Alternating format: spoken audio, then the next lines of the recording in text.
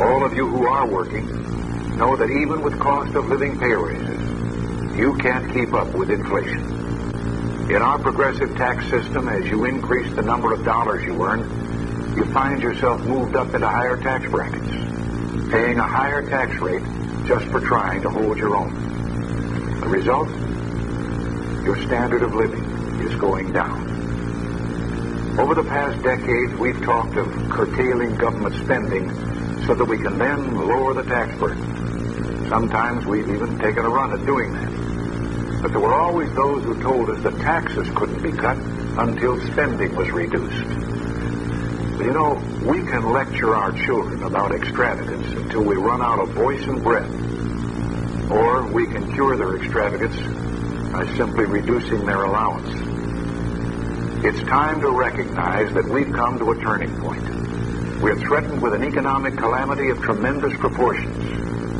And the old business-as-usual treatment can't save us. Together, we must chart a different course. We must increase productivity.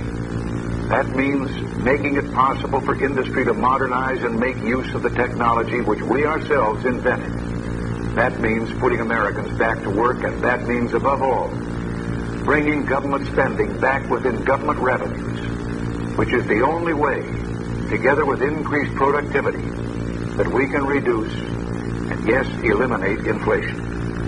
In the past, we've tried to fight inflation one year and then with unemployment increase turn the next year to fighting unemployment with more deficit spending as a pump primer. So again, up goes. It hasn't worked. We don't have to choose. They go hand in hand. It's time to try something different. That's what we're going to do. I've already placed a freeze on hiring replacements for those who retire or leave government service. I've ordered a cut in government travel, the number of consultants to the government, and the buying of office equipment and other items. I've put a freeze on pending regulations and set up a task force under Vice President Bush to review regulations with an eye toward getting rid of as many as possible. I have decontrolled oil, which should result in more domestic production and less dependence on foreign oil. And I'm eliminating that ineffective council on wage and price stability. But it will take more, much more. And we must realize there is no quick fix.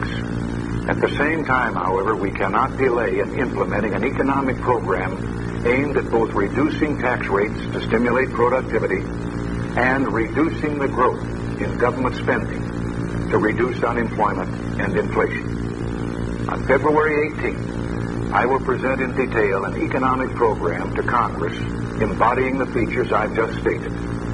It will propose budget cuts in virtually every department of government. It is my belief that these actual budget cuts will only be part of the savings. As our cabinet secretaries take charge of the departments, they will search out areas of waste, extravagance, and costly administrative overhead which could yield additional and substantial reductions. Now, at the same time we're doing this, we must go forward with a tax relief package.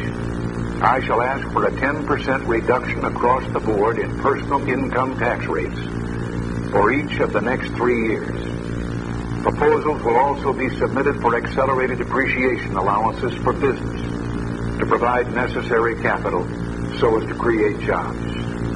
Now, here again, in saying this, I know that language, as I said earlier, can get in the way of a clear understanding of what our program is intended to do. Budget cuts can sound as if we're going to reduce total government spending to a lower level than was spent the year before. Well, this is not the case. The budgets will increase as our population increases, and each year we'll see spending increases to match that growth. Government revenues will increase as the economy grows, but the burden will be lighter for each individual because the economic base will have been expanded by reason of the reduced rates. Now let me show you a chart that I've had drawn to illustrate how this can be. Here you see two trend lines. The bottom line shows the increase in tax revenues. The red line on top is the increase in government spending. Both lines turn upward reflecting the giant tax increase already built into the system for this year, 1981, and the increases in spending built into the 81 and 82 budgets and on into the future. As you can see, the spending line rises at a steeper slant than the revenue line. That gap between those lines illustrates the increasing deficits we've been running, including this year's $80 billion deficit. Now, in the second chart, the lines represent the positive effects when Congress accepts our economic program. Both lines continue to rise, allowing for necessary growth. But the gap narrows as spending cuts continue over the next few years until finally the two lines come together, meaning a balanced budget.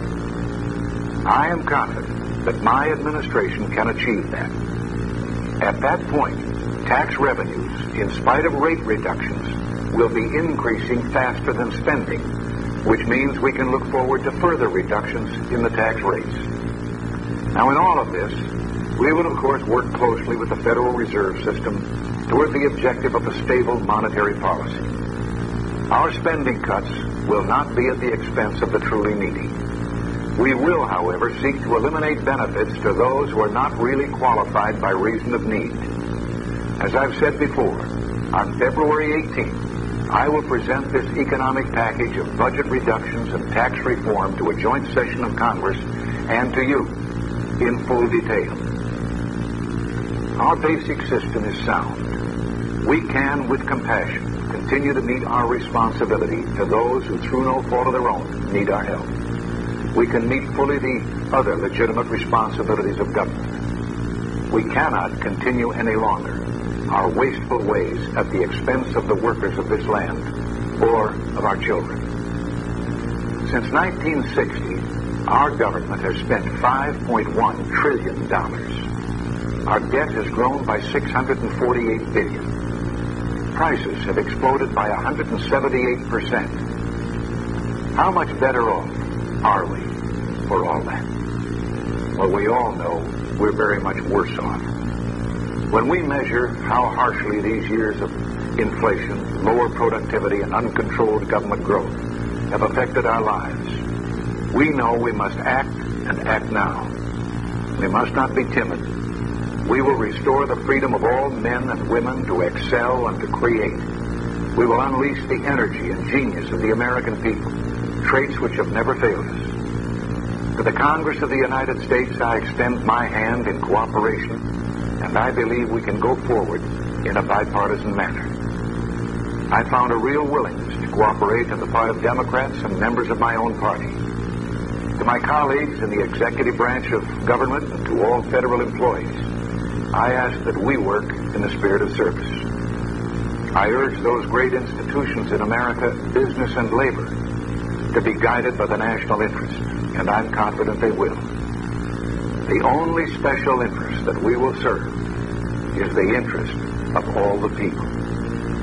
We can create the incentives which take advantage of the genius of our economic system. A system, as Walter Lippmann observed more than 40 years ago, which for the first time in history gave men, quote, a way of producing wealth in which the good fortune of others multiplied their own, unquote. Our aim is to increase our national wealth so all will have more, not just redistribute what we already have, which is just a sharing of scarcity. We can begin to reward hard work and risk-taking by forcing this government to live within its means. Over the years, we've let negative economic forces run out of control. We've stalled the judgment day, but we no longer have that luxury. We're out of time. And to you, my fellow citizens, let us join in a new determination to rebuild the foundation of our society, to work together, to act responsibly. Let us do so with the most profound respect for that which must be preserved, as well as a sensitive understanding and compassion for those who must be protected. We can leave our children with an unrepayable massive debt and a shattered economy, or we can leave them liberty in a land where every individual has the opportunity to be whatever God intended us to be. All it takes is takes a little common sense and recognition of our own ability. Together, we can forge a new beginning for America. Thank you. Good night.